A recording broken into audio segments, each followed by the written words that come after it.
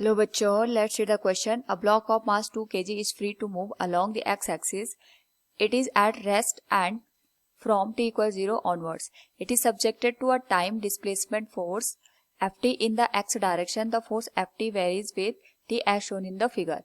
The kinetic energy of the block after 4.5 seconds is, here we have given a diagram with 4 options. Now to answer this question, first we will discuss here the key concept, and here the key concept will be the relation between kinetic energy and momentum, which can be mathematically given as kinetic energy equals momentum square divided by 2 into m.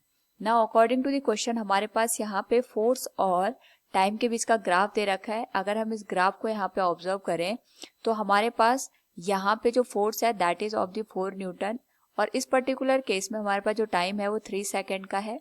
हमसे यहाँ पे 4.5 second के बाद जो kinetic energy है block की वो पूछी गई है, लेकिन यहाँ पे जो दूसरा फोर्स गिवन है, अगर मैं इसको F कंसिडर करूँ, इसकी वैल्यू हमें नहीं दे रखी.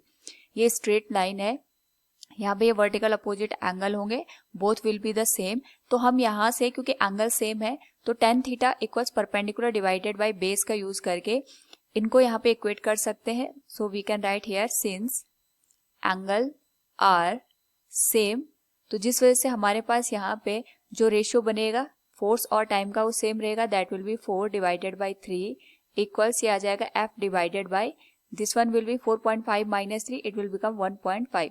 तो ये जो वैल्यू आएगी दैट विल बी 0.5 और फोर्स की वैल्यू आ जाएगी यहाँ से 2 न्यूटन के बराबर.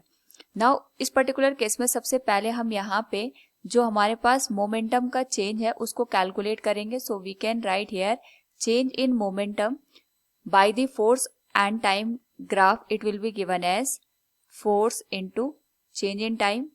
Now इस particular case में हमारे पास जो momentum का change आएगा it can be written as, पहले हम इस वाले ग्राफ के लिए कैलकुलेट करेंगे फिर इसके लिए.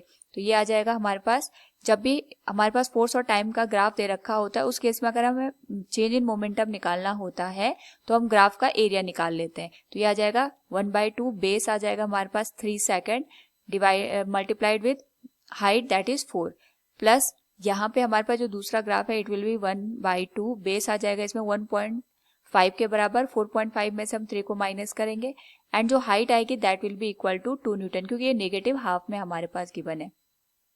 नाउ यहाँ से अगर हम इस होल वैल्यू को सॉल्व करें तो वी कैन से हमारे पास जो चेंज इन मोमेंटम की वैल्यू है इट विल बिकम, ये आ जाएगा 2 2 जा 4 3 2 जा 6 हो जाएगा एंड इट विल बिकम 2 से 2 कैंसिल होने पे माइनस 1.5.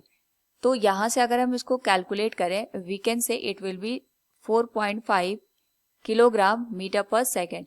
नाउ इस पर्टिकुलर केस में अगर हम यहाँ पे काइनेटिक एनर्जी कैलकुलेट करते हैं it will be given as change in momentum का square that is 4.5 into 4.5 and it will be divided by 2 into mass. Mass हमारे पास 2 kg के बराबर दे रखा है.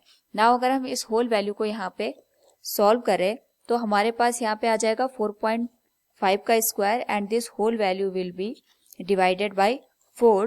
It will be given as 5.06 joule के बराबर. This will be the kinetic energy of the given system. So we can say the kinetic energy of the block after 4.5 second is 5.06 joule. Option third will be the right answer. Hope all you understood it. Thank you and best of luck.